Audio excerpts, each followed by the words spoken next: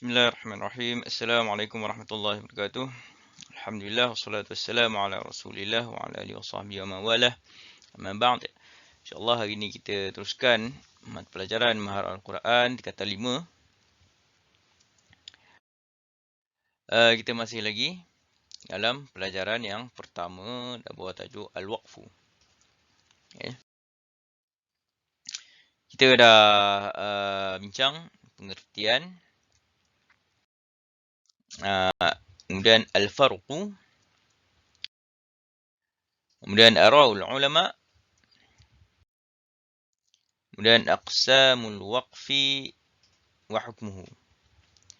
Kemudian tajuk baru hari ni, Aqsamul Waqfi Likhtiyari wa Hukmuhu Ma'at Tamthil. Beza sebelum ni pembahagian tentang wakaf. Jadi pembahagian tentang wakaf ni ada 4. Kemudian perincian tentang wakaf ikhtiari. Wakaf ikhtiari ni dia ada perincian dia, ada pembahagian dia pula lagi. Okey. Okey, pertama al-waqfut tam. Al-waqfut tam, apa dia al-waqfut tam? Okey. Al-waqfut tam yuhsinu al-qat'u wal-ibtida' bima ba'dahu. Okey. Wala yata'allaqu bima ba'dahu lafzan wa ma'nan. Ayat ni saya ringkaskan sikit daripada ayat buku teks kan. Tapi dia maksud dia sama jugalah. Okey. Iaitu waqaf tam ni elok untuk berhentikan bacaan padanya. Elok, baik ataupun boleh untuk berhentikan bacaan padanya, pada perkataan tersebut, dan boleh ibtidak ataupun elok untuk ibtidak dengan ayat yang selepasnya, dengan perkataan yang selepasnya, dan tidak ada kaitan di antara kedua-dua ayat tu dari sudut lafaz dan makna. Itu maksud dia waqaf tam. Boleh berhenti, baik untuk berhenti pada perkataan tersebut dan ibtidak dengan selepasnya, dan tidak ada kaitan di antara keduanya dari sudut lafaz dan makna. Maksudnya ayat sebelum dengan ayat yang selepas tu tak ada kaitan. Contoh dia, okey, wa ulaika humul muflihun. Waqaf pada muflihun sini adalah waqaf tam. Bukan kerana sebab dia hujung ayat. Okey. Ni kita dah tak cerita pasal hujung ayat ni, tapi sebab apa? Sebab makna dia, dari sudut makna dan dari sudut lafaz dia tak ada kaitan dengan ayat yang seterusnya. Wa ulaika humul muflihun. Dia dah cerita pasal orang-orang yang bertakwa, kan, orang-orang yang beriman. Kemudian ayat seterusnya dia cerita pasal orang-orang kafir. Dia dah masuk cerita lain. Dari segi makna pun dah masuk cerita lain. Dari sudut lafaz pun tak ada kaitan. Dia dah masuk ayat yang baru. Okey. Hukum dia, yuhsinul waqfu alaih wal ibtida'u bima ba'dahu mubasharatan. Boleh ataupun baik untuk waqaf dekat situ. Dan ibtidak dengan selepasnya. Mubasharatan. Secara terus. Boleh terus ibtidak. Tak perlu ulang balik. Itu maksud dia. Okay. Kemudian, itu yang pertama, waqaf tam. Waqaf yang sempurna. Okay. Kemudian, al-waqful kafi. Yuhsinul waqfu alaih wal ibtida' bima ba'dahu wa yata'allaqu bima ba'dahu ma'nan dunal lafzi. Baik untuk waqaf pada dia, boleh elok untuk waqaf padanya, dan ibtidak dengan yang selepasnya, tapi berkaitan dengan yang selepasnya dari sudut makna, bukan pada lafaz. Okay. Maksud di sini waqaf kafi boleh berhenti. Boleh berhenti. Elok untuk berhenti. Kalau berhenti kat situ makna dia elok. Dan boleh juga ibtidak dengan selepas dia. Tapi dari sudut makna dia ada kaitan. Dia ada kaitan. Dia masih cerita yang sama. Tapi dari segi lafaz, dia dah mula ayat yang baru.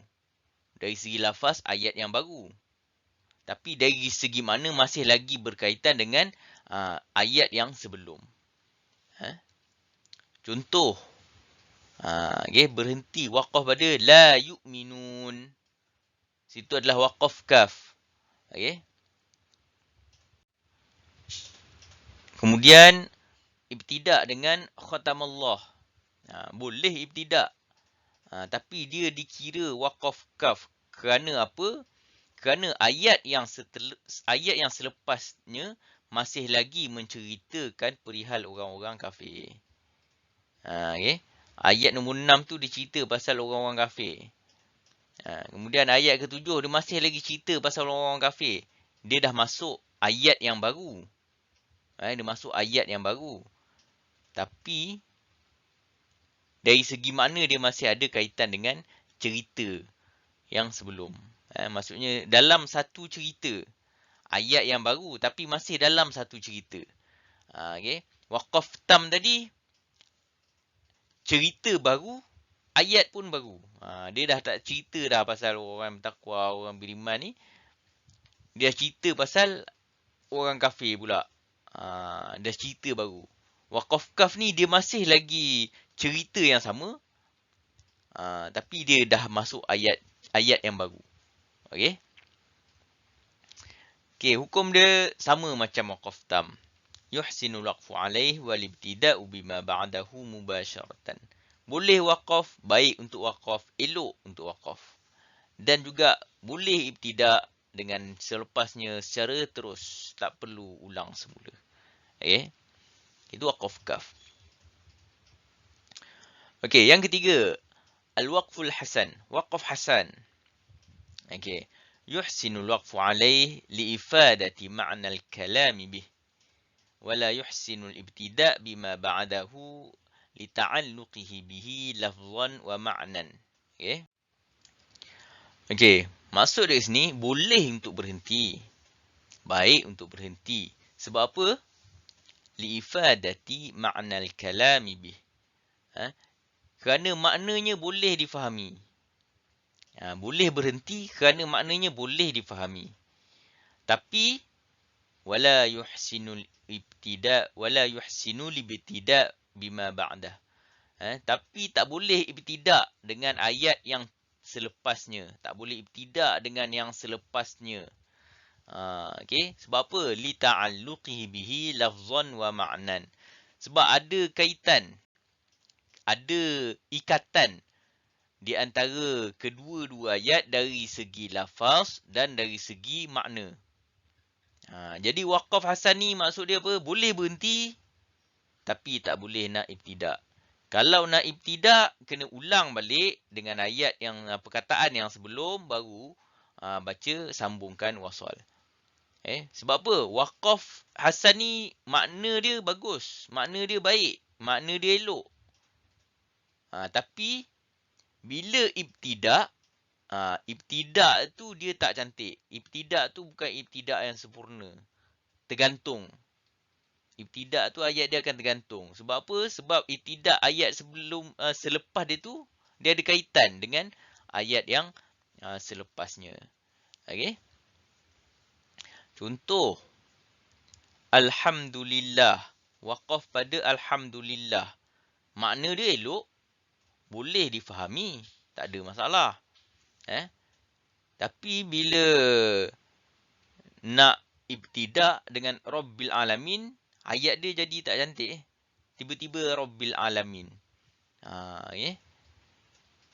Tiba-tiba Rabbil Alamin. Tiba-tiba mula bacaan dengan Rabbi. Okay. Itu nama kata dia dari sudut lafaz tu dia berkaitan. Lillahi. Dia majrur. Lillahi. Lepas tu Rabbi pun dia majrur juga. Jadi dari sudut lafaz dia berkaitan. lillahi rabbil alamin. Dari sudut makna pun berkaitan juga. Kan? Okey.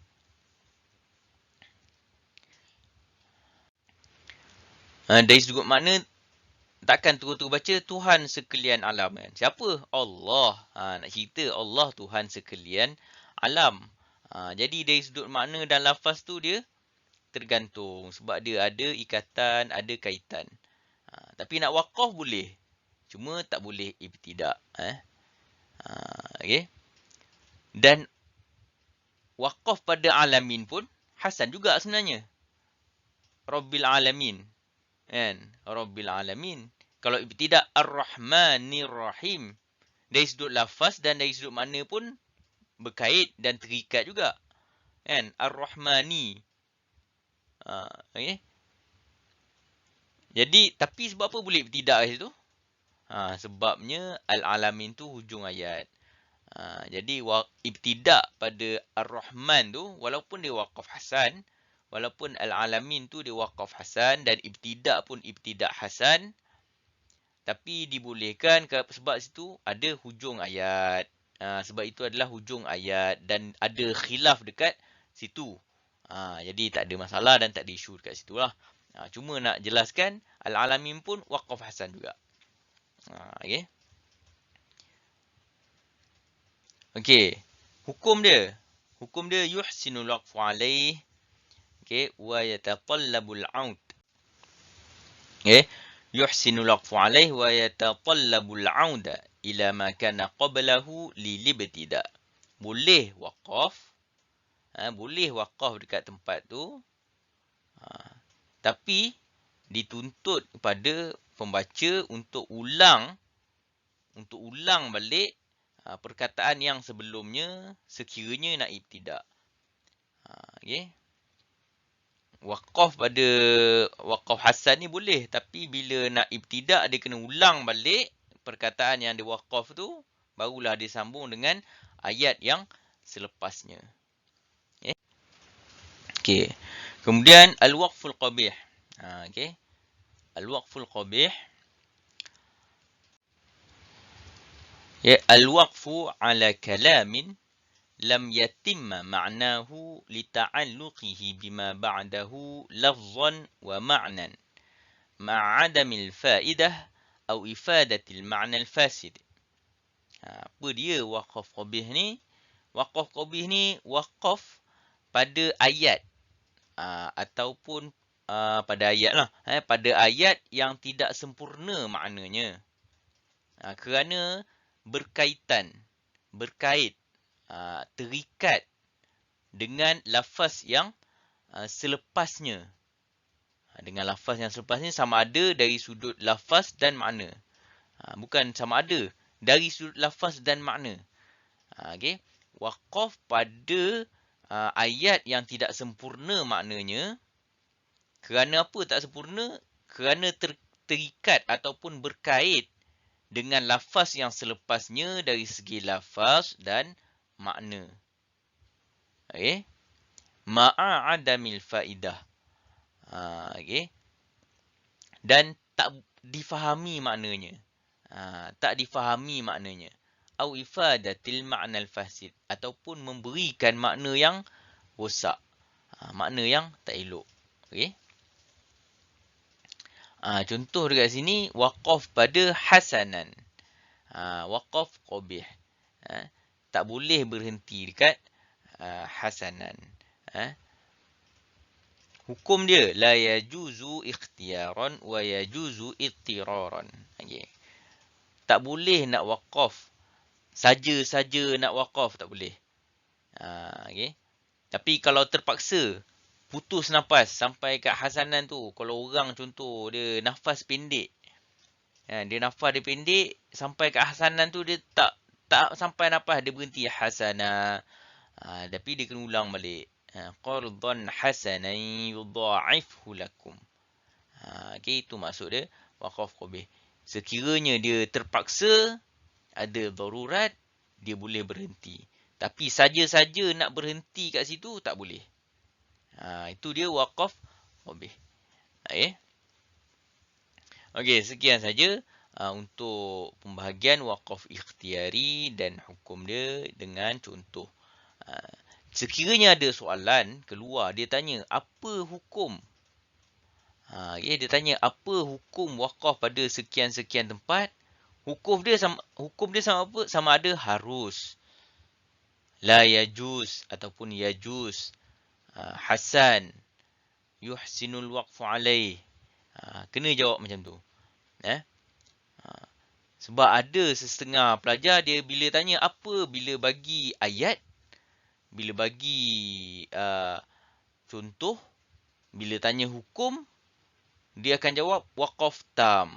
Hukum dia waqaf tam. Hukum dia waqaf kaf. Itu bukan hukum. Itu pembahagian dia.